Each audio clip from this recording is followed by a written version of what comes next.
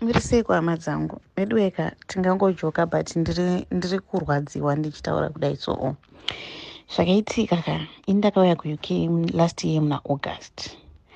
Ndauya kunoku last year muna August pane imwe friend, my friend got married to a friend yemurume wangu, saka vakateverawo kunoku I think 2 months or 3 months after. Saka vatevera vaigara mufesi wacho aigara chingondinetsa chibvunza kuti ko murume wako ari kuya rini, ko murume wako ari kuya rini. Ndichingomutsi hanzi ndawana mari yematickets but anytime vanouya because mavhiza avo akaita sei akabuda. Saka munhu aingoramba achindibvunza ombobvunza murume wangu kuti munoya rini. Saka murume wangu akazondudza kuti munhu yada kubatisa parcel yake kuya kunoko. Ndobva ndamuti no parcel handisi kuda, usapiwe maparcels nevanhu. If munhu ada kupa parcel puwa mari womutengera zvinhu zvachona, don't accept maparcels ekusvitswa muroko. Saka mauisira ndakazoita vanhu kumba kwangu ka ndangotenga tiketi ari manheru vachitouya mangwana makuseni. Ndobva ndangovafonera manheru yekuma10 kuti muri kutokwira machi mangwana makutouya. Zvekutoti mufesi akatomboti ko unongozongoti tipapo makuya sei. Ndikati kana mamuda kuoneka magirlfriend manje mukana matoushaya ndichitowanza pai. Saka vakatanga kurongedza usiku past 10-11 o'clock zvikutomhanya zviya. Saka I've got my sister anga ari kumba kwangu ndiye wandairongedzesa zvinhu ndichimuti ndisuro chakati ndikuda chakati ndichingomuudza zvinhu 1 zvandaida kuti zviuye kunoku. So kuma12 I tried calling my husband, phone yake yanga isingadayirwi. Ndikatoti pamwe maybe vaita sei vaenda kunooneka namarwei ndikutowanza paya. Ndopaakabva azoti adzoka ndobva aritena call. Ndikati ko iwo ngosingadayire phone wangoendepi. Zvanzi ndadzika downstairs ndanotora parcel yemufesi. Ndikati ko iwo ndakakuti usapiwe maparcels nevanhu, saka uri kunotorere parcel iyoyo. Zvikanzi zvinhu zvake hazvinambowanda hazviremi, we can just help, we lose nothing pakubatsirana. But atomuti but inini my instincts are telling me kuti something is wrong with those things. Dai wazvisiya. Atobva tatomboitisana naro munhu achitoti akana tinenge taita utsinya hazvinambowanda hazviremi. Ndikati no, zvinhu izvozvo I'm just having funny feelings about those things. Zisiya. Ndobva tatombonetsana paya. Ndopakabva ndatifonera sister yangu kati ndokumbira kuti muburitse zvinhu zvaiswa mumabhegi just now.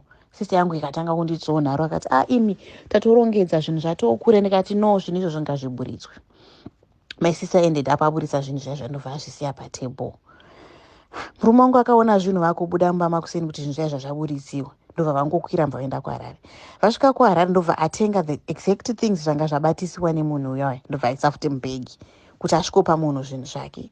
So he told me vakuya kuti ndazongotenga kureplace zvimwe.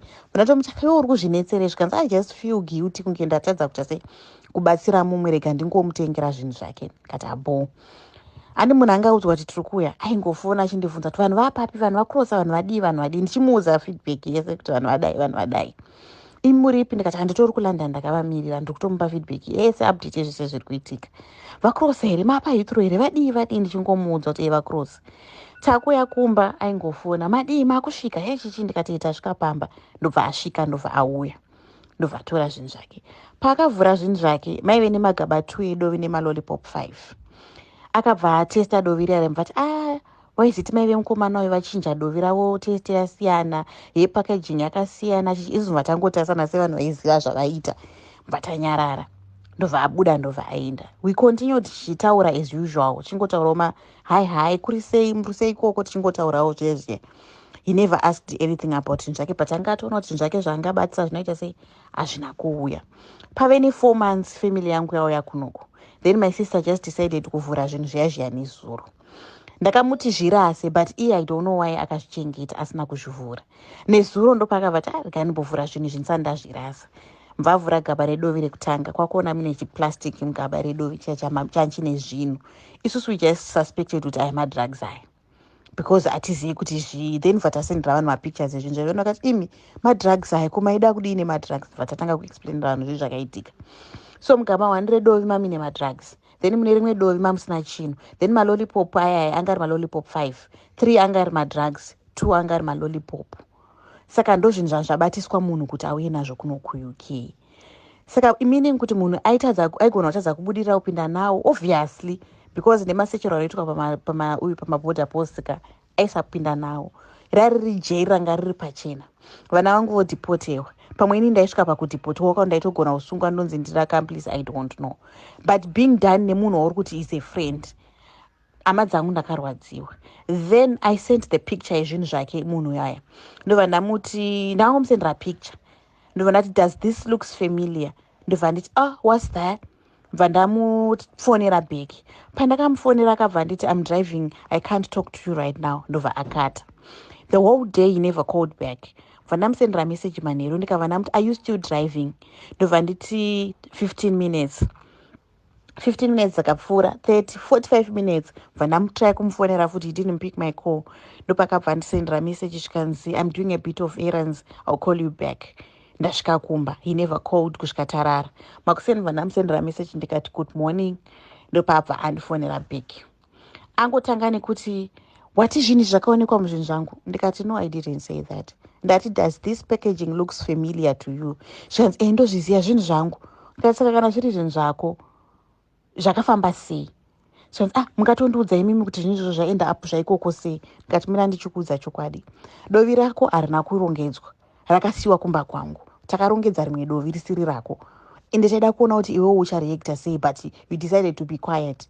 Zvikanzi at least kana vakayambuka zviri bho, kana pasina anything chiri bad, I'm really sorry I didn't tell him kuti mune zvinhu, but ndaida kungochanza kuti ndione kuti zvinhu zvangu zvinouya here. Ndikati uchichanza uchitesta mumwe munhu, zvichiuya nemumwe munhu wakadi kuuya nazvo wega pawakauya iwewe.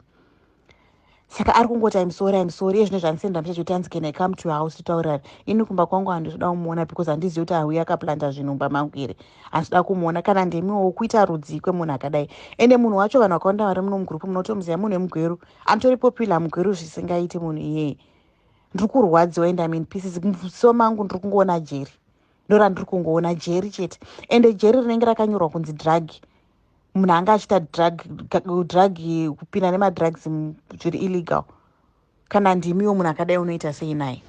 Apa you calling that person a friend? Though friendship yacho yanga isiri yekuti you are my tight buddies, but zvekuti munongozivana mugweru, you treat people as one, everyone is family. Hello, hi Tinashe. Hey Bridget, asanda kumba pera ndokufonera chingosvika kumba. Asha ini ndikutotadza kurara kaini. Ndichingosvika kumba ndokufonera. All right.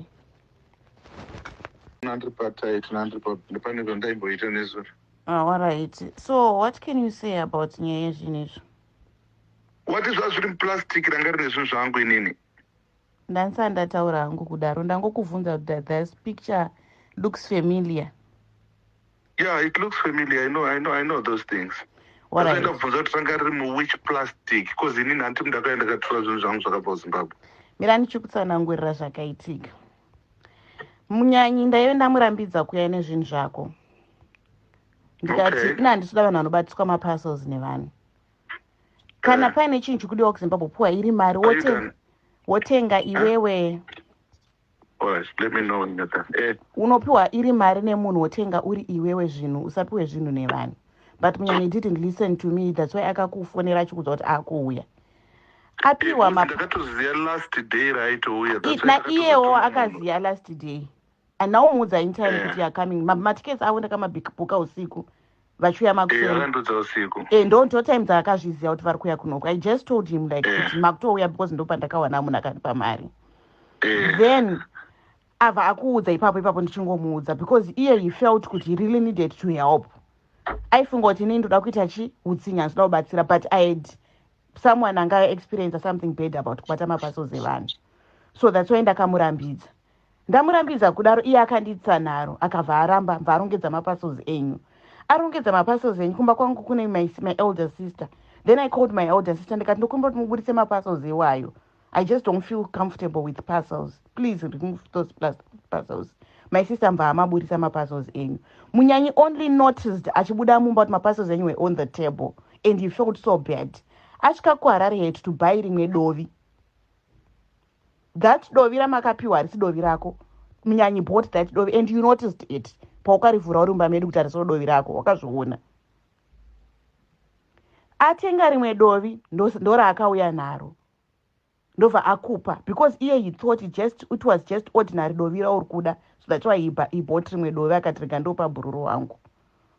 But later my sister asara ndakamuti ndokumbira kuti murase zvinhu izvozvo. We don't know how safe those things are. But my sister decided to open those things. Ndobva aona plastic iro mudovi. Then the other lollipops were very suspicious. They didn't look like my sweets. Only 2 were looking like my sweets, my chocolate eclairs. The other 3 were not chocolate eclairs. Angari mastambo, but inside they were not mastambo. Eonekotas mastambo. So all this while, I've just been quiet. About your stuff or what's going to happen, because you never mentioned about it. Yesterday, that's when I thought about it. But what would have happened to Nash per airport? Just imagine. Munyanyi getting arrested for Jinjasingazi one. Where would my kids be? And where will I be now? Then the price is international have 4. Then Munyanyi Aripa Nivana Musiwo airport. You're done. All right, 2 minutes. Then what? Second, Akabatikana, she think it all these days I've been quiet. Don't go to sorty. Jada could be Jaso E. Imagine there Akabatka and Jinisos. So we don't know what is Jino. But the people that have been showing these things are going to do is illegal. One, that's where Janjakato is Kwamudovi. All right, Miratos needs to tolerate length, reasons and bus and other pets. But, you know, we can't keep on hiding behind bush or Kudakurambanya. And personally, I'm very sorry. Yeah, but Nashesha, imagine, this is Ijera Tutoranezare. Ijera Tutoranezare. Then did so, you know, I'm sorry, Bridget. Just like From that. Bottom of my heart, I'm sorry. Saka you knew Kutimune Mukati. Yeah, and that's when I don't know so for Nachutsananguro, which I know I'm going to they're gonna get here safe one to none. Kunyepa. Singambo finish. I've doing follow-ups pesa panchiverenga manyaya dzevanhu dzakadai so munhu anga achingoenda kujeri nezvinhu zvakadai so hapana kusvika kwazvazvichaita. Why didn't you tell Munyanyi kuti mune zvinhu mukati? At least ouya achiziva. Pane kuti womuhaidhira cha. Yeah, I know it's not good. That's why I'm apologizing and to know. That's why I'm apologizing. Saka tichataura about it andita satataura nditi. Yeah, don't know so I can come, don't know so it's okay, because to be honest, I'm really disturbed about it. Ndikuona jeri maziso angu. I'm very sorry. Can I at least start to Pokonyuka hospital, right? We learned from mistakes. That's why I'm apologizing. So are you coming or uchafone? Ndogona kuzofona bhoza nzondopedza basa ngwai. Ndatozopika shift and story yangu. Saka ndisikuza kunopera ngwai. All right, I'll hear from you. All right, sharp.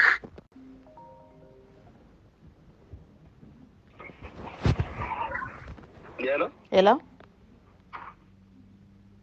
Hello? Hello, Ndukunzwa. Hi, Zizi. Really right. Yeah, sorry, I'm 100 bees. That was it, a free memory. Okay. Yeah. My messages are Maverenga.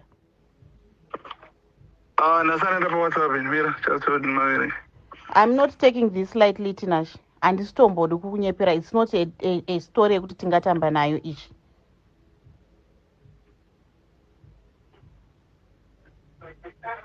Imagine kuti dai akabatwa kuChina onzi munhu ari kutambulwa musoro. Kana kuti dai akabatwa kuno kuUK onzi life in jail. This is not a matter yekuti tingambodai tiri kusekerana zvatiri kuita izvi.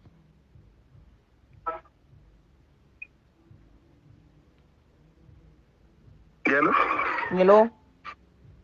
Fona ndikuteerera zvamuri kutaura. Ndapedza kutaura newe wandoti uri kuverenga mamessages. Ndachitaura ndichifunga kuti uri kuverenga mamessages. Alright, ndamaverenga ndotobva saka iwe uri kufungei nenyaya izvi? Sandati iyo kana ndaapologiza imaramba kuapology. Apology yamaita iyoyoyo. Is that an apology? Anda ndiyo kumba kwenyu kandi. Aiwa kumba kwangu handitodi. Kumba kwangu handichatozivi. Unouya ukandidyarira zvinhu zvako ndikazopinda pataiti.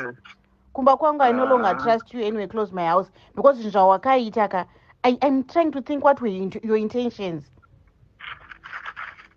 What were your intentions? Isusu hatina mari tiri vanhu vanotambura tinashi. Handiti?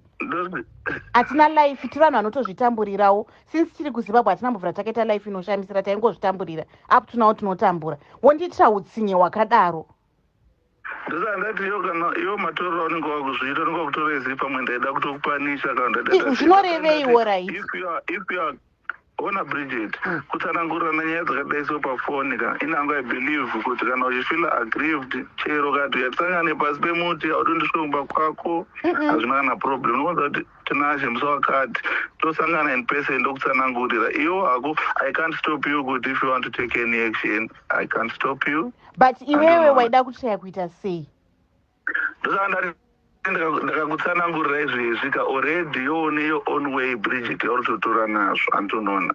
Ndosandati iyo if you feel offended iyo pamwe unofunga kuti pamwe kwangu kuri kupanisha kana kuita sei. That's when that if you are free to meet Saka you had good intentions. No, not even good intentions, not even bad intentions. Even ndatozoitawo investigation yangu yandatoita izvo. That's when that kuti ndikutsanangurire iwewe. No, Tinashe, hapana investigation yawaita. You knew very well what was inside. Kuziva wakatumira zvinhu izvi ndiwe uchiziva kuti zvii. Wanyatsoziva hako madhiri ako. Because pawakavhura dovi expression yako ndakaiona kuti hauna kunzwisa dovi rako kuti rafamba sei. You mentioned kuti dovi iri hari kusikutesa like remazuva ese. You mentioned that. Ukati dovi ramai ava rinonaka what you were expecting zvawaitarisira kuti uone hauna kuzviona zvirimo mudovi rako. To be honest, wakaita utsinye. You had your intentions. I don't know what your intentions were. Wakaona kuti zviri kukodzera kuti munyanya aende kujeri. Ini ndisari ndichitambura nevana, maybe ini ndaizoendawo kujeri vana vangodipotwa todzokera kuZimbabwe. But your reasons, that's why ndiri kutadza kuziva kuti reasons ndeyei. Munyanya hana life iri dodgy yaanoita one. Munyanya hana mari. Hatina chatinacho tingoriwo vanhu. But why kutiitira utsinye wakadaro? Kunoku kwacho we are struggling, kuZimbabwe we are struggling. Ndaikuona isenge your family ndichikuudzai problems angu, but you never felt for it. Amuna kana kuti nzwira tsima makafunga kutiitira utsinye pamusoro peizvozvo futi. Why did you do that? No question yangu kuti why? What were your reasons? Dai wakamu approacha zvakanaka murume munyanyi is a man like you. Munyanyi ndine madhiri angu akadai. Unoda here kuya nezvinhu zvakadai kwete kumuhaidhira Tinashe. Why? Ndopani pari kundirwadza ipapo. Ona Bridget. Wapedza kutaura ndichitaurawo. Ona Bridget, iwo already dzatoenda kuziva kuti imatoni mama iwo unenge watoni maonero ako akawanda. Aunenge uchiti pamwe zvinhu zvakadai so, pamwe aida kuti zvinhu zviite so, pamwe aida kupanisha, pamwe aida kuita sei, hatunoona. Ndosaka ndati ini nyange ndakakutsanangurira zvakaita sei. Tese totongotenda Mwari kuti probably that person didn't come through.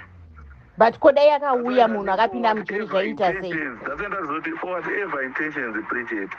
Wato munhu mukuru kutopfuura inini handinoona. Kana ndakatokuona nditoona kana tete wangu kana hanzvadzi yangu kana chii. Handinoona.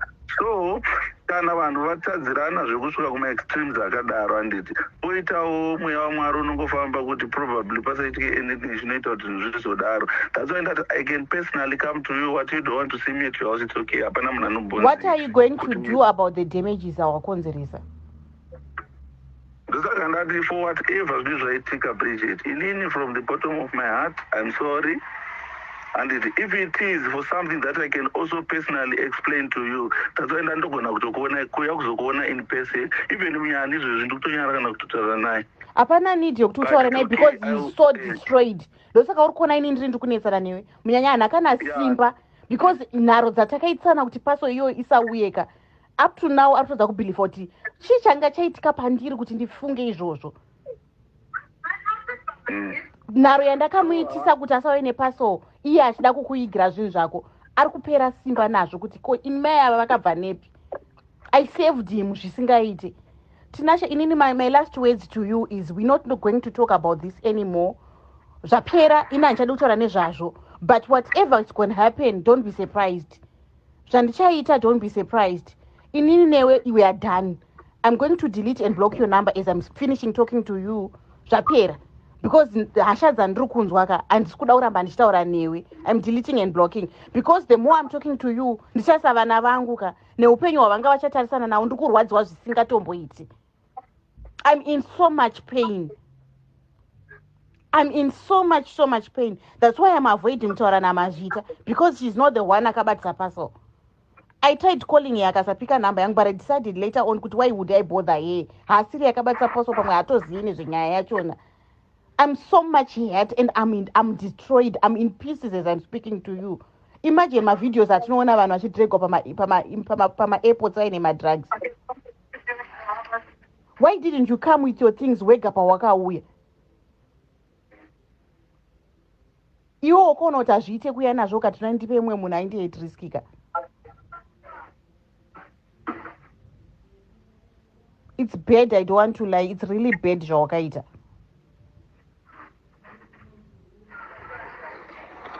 Sorry, Bridget. I know you are hurt and, hapana imwe justification, pura kuita sorry when you commit something. So I really don't know, and I'll move forward to justify it. The only thing that I can say to you is I'm sorry. Alright, it's okay. Chimboita inguva. Ndo mashoko angu kupedzisira newe. It's okay time. Atina zvatinazvo, but Mwari will always protect us. Yeah. I